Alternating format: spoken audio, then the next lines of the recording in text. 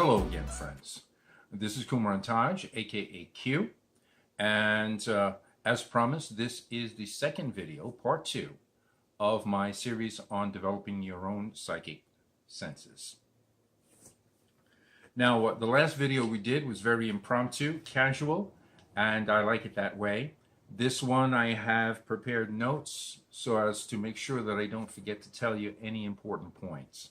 But we're going to get more into the actual technique and practical application of what we started to talk about last time. First off, I suggest that you get a notebook of some kind and make some brief notes. There won't be too much, but each of these steps, each of the things that I tell you in this video is really many years of experience that have been boiled down to the most essential basics that you need to know. And I can tell you this.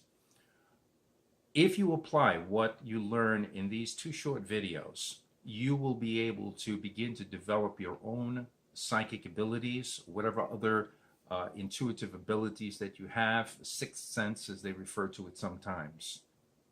I should say that I can't speak for all psychics, but speaking for myself and my own methods and the many psychics that I personally know who also would concur with these methods and use these methods, no doubt there are many of you out there that can benefit from what is in this video today. So last video that we had, just as a little recap, we made 2 basic points. Number 1, that you should become aware of the stream of thoughts that go through your mind in the course of every day. Many of the thoughts that you have may be triggered by something in your surroundings. They come from a source which is easy and rational, logical to understand. But there will be other thoughts and other impressions, other emotions, other sensations that you get in the course of a day that will not seem to have any rational, logical source. Pay attention to those things. It could be that those are, in fact, psychic impressions that you are receiving and just dismissing out of hand simply because you're not paying close enough attention to your own stream of thoughts. Number 2 would be to, whenever possible, confirm what impressions you get. If something out of left field comes to your mind, you have no clue what would have suggested that thought to you, it is possible that you're receiving some sort of psychic input, some sort of input that comes from somewhere outside of your conscious awareness. And so whenever possible, try to be able to confirm or corroborate how accurate that impression was. And many times you will not be able to, but sometimes you will. I will reiterate something that I did mention last time, and that is this. One of the main reasons why people will say, well, I have no psychic abilities, is because psychic impressions very often feel almost identical to a figment of your imagination, just something that comes out of your head. And because it feels very much like that, and I think these impressions, this psychic information is often processed through that side of our brains that also deals with images and emotions and those kinds of things that are ephemeral, not necessarily very left brain, that has to do with numbers and calculation and your conscious mind. They come from a different place. And I believe that, it's my opinion, that that part of your brain that deals with your imagination, or that contains or runs your imagination, whichever way you want to think of it, that part of your brain is the part of your brain that is most liable to receive psychic impressions. And for that reason, what you receive may appear to be just your imagination. Number 3 in our points, you might want to note this down, is that psychic impressions will almost always come through when the conscious mind is relaxing or inactive or temporarily blank. I can tell you from my own practice and from what I've known from other psychics as well, that your conscious mind, your ability to calculate, to think, to analyze, the computer part of your brain, will always tend to interfere with impulses that are coming from a psychic source or a spiritual source or somewhere that we all consider and say is outside of us. That part of your brain, which is analytical, which is conscious, aware of your body and your physical surroundings, has a tendency to edit, to analyze in a logical way information. That always interferes with your psychic sense. What many psychics do, or intuitives, is I like that word better, intuitives. I think psychic carries a lot of baggage, as I mentioned in the last video. But your intuitive impressions need to kind of find their way around your conscious thoughts. And many psychics, what they'll do is they will do some sort of activity, some practice that's designed either to quiet the conscious mind or to stop conscious thoughts altogether, or even to distract the conscious mind in the same way that you might distract a child. You know, you have a child and they're a little fidgety and you need to take care of something important. Well, you might give that child something to do just to keep it occupied for a few minutes while you take care of what you need to do. Well, in doing your psychic work, it's very similar to that way and to that situation. And so what you will see is that psychics will do sometimes get into a meditative state. So there's a method of meditation that they follow. Others like to draw scribbles. You've probably seen that. They'll have a notebook there, and while they're doing their psychic impressions, they'll scribble with their hand, and that's giving the conscious mind something kind of mindless, something that doesn't require a lot of brain power. It won't take it will not make it impossible for you to focus on your psychic impressions, but it's enough of a distraction to occupy it enough so that these psychic impressions can be focused on and received better. Another thing you can do is to listen to instrumental music.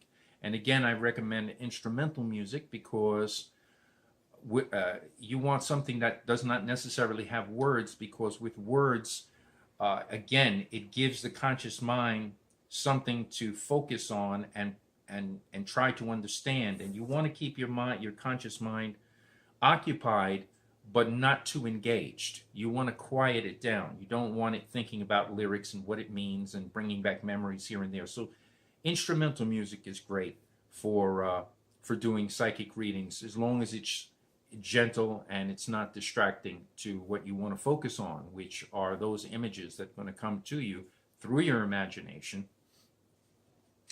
So now the other thing is chanting or drumming.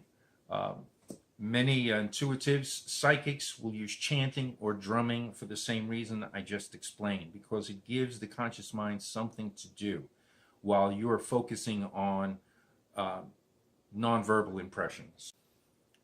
Just long enough to let those impressions in.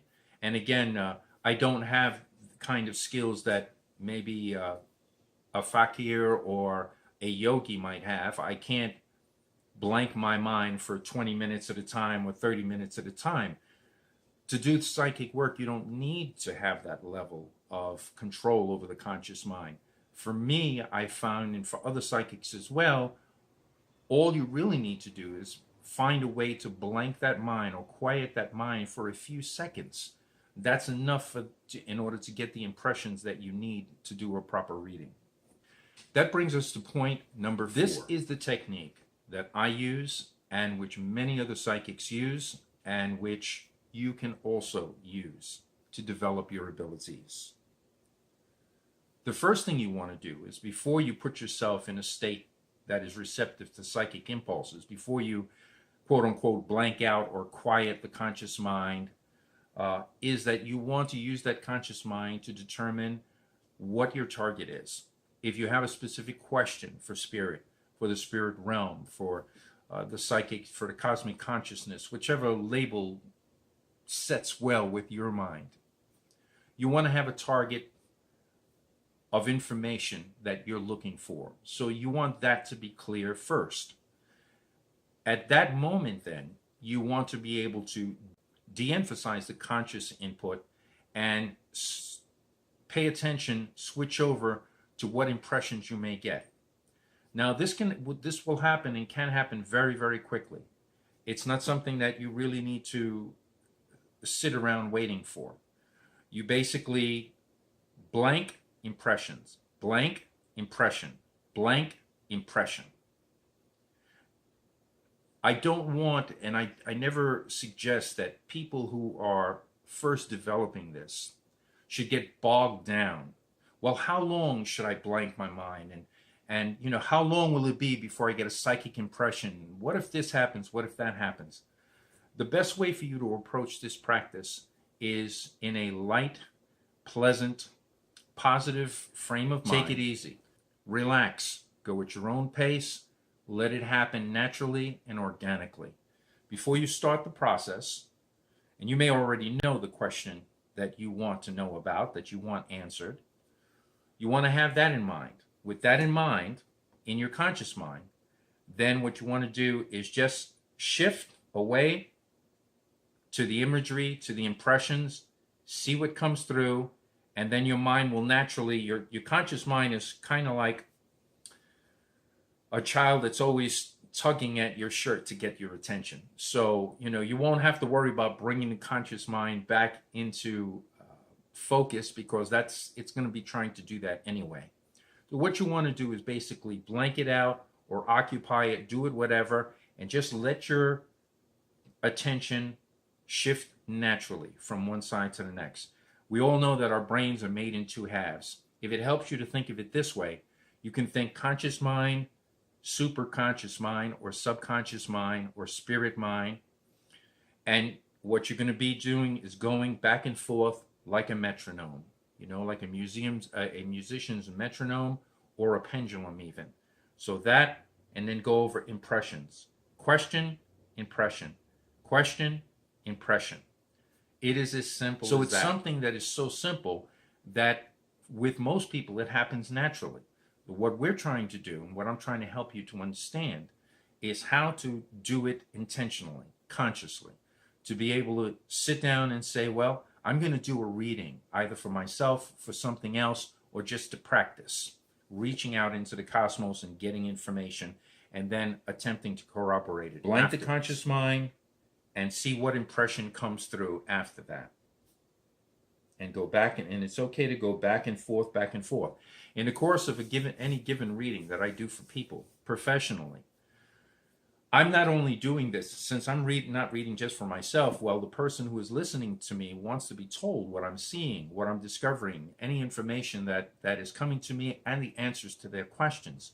So obviously, I have to be able to swing back and forth rapidly. And it's not difficult. Just practice it.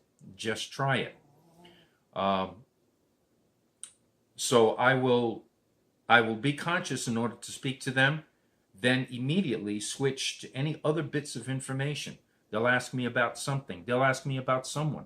Some person I've never met, some person that lives in another country, some relative of theirs, or a friend, a girlfriend, a spouse, a child. That person might be 1,000 miles away, someone I've never met. Well, they will ask me questions. I'll be able to give specific information about that person. How do I do that? Well, I usually ask for their first name. I don't know why it works. Don't ask me why it works, but that helps me to focus in on that person. So then they'll say, what about Bobby? You know, what about that? I have a question about somebody, about something that's happened to them, about how they feel about me, about any number of questions they might ask. I tend to specialize in relationship readings. People come to me for that for most often, for I don't know why, but that's just the truth of it. And I'll ask, well, what's this person's first name? They'll say, well, the name is Bobby. Okay. At that moment, I've engaged with them consciously. When they tell me Bobby, then I will usually look somewhere else, not them. I'll look somewhere else and get an impression. Pop. I'll get that information, then I'll turn back to talking with the person. I'll relate that information.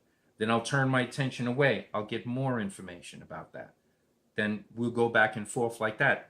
And that's the entire process. The last thing I have to tell you about that process of blanking the mind, I'm going to call it blanking, but remember, as I mentioned before, you don't necessarily have to blank the mind. You may just find that it's easier for you to just occupy the mind with some mindless task that requires a little attention. It could even be washing dishes. You know, I've had psychics read me while they were washing dishes, and great reading. Why? Because they gave the conscious mind something to do while they paid attention to the more important impressions that we're getting. So, but the last thing I want to mention on this business of going back and forth and getting impressions, when you get an impression, I'm going to stress that it is super important not to prejudge the images. Images, feelings, emotions, all those things come flooding to me. Don't prejudge them. Make sure you receive them. Don't let the conscious mind jump in too quickly to censor what you're receiving on a spiritual level, because that's been given to you for a reason. And even if it's kind of metaphorical or symbolic or figurative, it's still trying to tell you something. So before you let your logical mind rip it to shreds, make sure you receive it and consider for a moment and ask yourself, what is this trying to tell me? It's not always literal. What is this trying to tell me? And then at that point, when you've analyzed what you've gotten from an intuitive point of view, not a logic point of view, then at that point, you can say, okay, well, this is the information I've gathered. Same like I do with readings, and I will then tell the person what spirit is trying to tell me by means of those. The more you do this, you will find that the more the information that you get will be accurate. The more confidence that will give you, and it's just like a snowball effect. You'll do more readings, you will get better information that will give you more confidence. The more confidence will allow you to trust those impressions more. That means that your subconscious will let more of that spiritual data in, that data that comes from your sixth sense. The one last thing I'm going to do to end this video is this. I've known a lot of psychics, as I've mentioned before, and I can tell you that the greatest psychics in the world, no matter who it is, they could be rich and they could be famous, they are sometimes wrong. Granted, with more experience and more readings, you have a tendency to be right a larger and larger percentage of the time. But a larger percentage does not mean 100%. So don't get down on yourself when you have a miss. Okay, they call that a miss. Just chalk it up to experience. See how it felt in your brain. Learn to tell the difference between a figment of imagination, which you just conjured in your head and means nothing, and an imaginary impression that you get that's actually a psychic impression. They feel very, very, very much alike, but there is a subtle difference, and experience will begin to show you which is which. So when you find that you've missed, okay, use that as a learning experience and say, okay, well, I thought that was real, but let's see, how did it feel slightly different than that piece of information I got the last time, which was accurate, which was real? You'll notice that there's a subtle difference. As time goes on, you'll be able to determine that difference more easily. And that, folks, I think is what I have for you today. If you have any questions or comments, by all means, contact me. I'd be happy to answer your questions. Also, look from time to time on my Facebook page and elsewhere where I'll post that I periodically offer free psychic readings, 20-minute sessions to let you see what it's like. I look forward to your feedback. If you have not already done so, please subscribe to my channel. And as usual, this is Q, wishing you always health, wealth, and happiness.